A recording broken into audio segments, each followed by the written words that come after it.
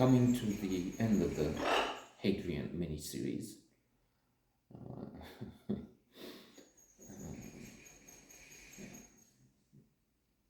Our two royalties,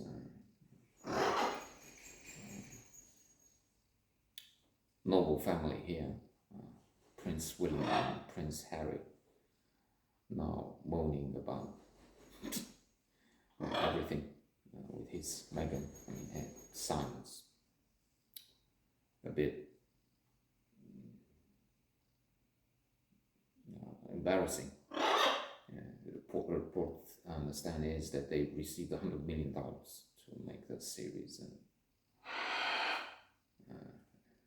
which I've not seen, but I understand at one point Harry is talking of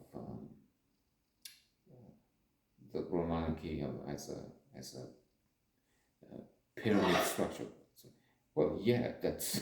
And anyway, it's not about that.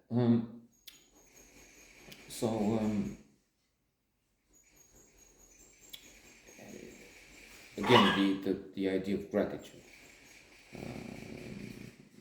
which is a happiness exercise. Happiness as in count your blessings exercise, writing 3 things which happened during the day, which you're grateful for, and doing that for 4 and 6 weeks will raise your level of happiness. There is an argument that maybe you should do it over the weekend, not every day, because it can become routine and lose its power of healing. You can and should do gratitude calls. Introducing gratitude is one key element in happiness exercise. And then you can do a bit of gratitude, and there's some gratitude there, because these were halcyon days, days of wine and glory. Some wine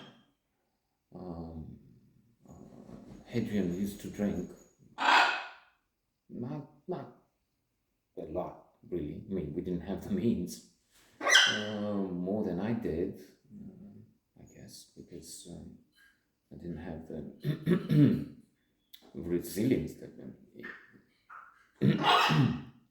the stomach for it. And a special period was when I had this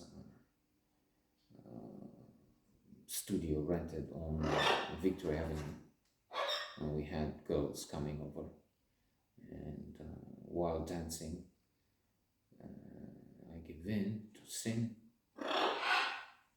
Strange Love. And we had this landlord who lived right next door, sometimes coming to that, what Hadrian would do an impersonation, wonderful impersonation of him and others. Again, he was a good comedian, really. Barking. And then moving on to Didier and the Belgians, which was an important period in our lives, and the end of the affair, in a way. This came from Johnny's side. Johnny, my brother-in-law, Temina, and my sister's boyfriend back in the day. I guess it's 91 or so. So we had this group of Belgians with a BTT, the youth tourist office, something like that. They were coming with Operation Village Roumain, an operation to save Romanian villages, to help them. And Agapia was one thing. And while in Bucharest, they wanted to see the city, and because they were a larger group and we had this cooperation, I had given Johnny Ionuț's business from my side. Now he called me in. We went together with the fellows to I remember Mamuk seeing to show them a bit of the old city in the center. And they liked the company, they liked us, and they invited us over to Belgium for 3 weeks. And I think I will start on that side from tomorrow on. So, and let's finish with the Hadrian bit. So we had the 3 weeks. I maybe talk about it for another mini series. I don't know, for 3 episodes. Let's just say that as the plan for now. But then we came back. Hadrian had a share into the local bit here because at that time, somehow, I don't know what happened exactly,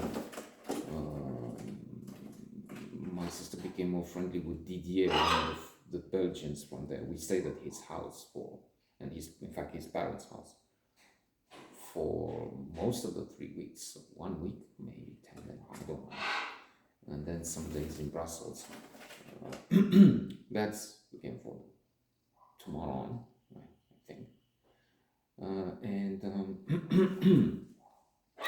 So he came back for New Year's Eve, and a few days around that time, in, let's say, 91 over to 92.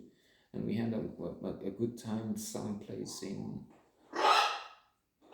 Curtea de Argeș, the forest there or so, suggested by Hadrian, I think. And it was a chalet. We didn't have enough room there to sleep, even all together. But somehow we found a young woman who lived nearby in a village. I don't remember places, alas. Oh, maybe there's no problem there. She took us to her family. We had a good time for New Year's Eve, some drinks, food, and then went back to Bucharest. On the way, with Didier's car, on the way, I remember, hit a deer on the road. Deer moved on, and I hope she was fine on the highway. That's something I remember. Poor animal. But I hope, in the end, healthy animal. I hope it didn't really affect it at all, if possible. Inshallah. So we went back. It was a fun period.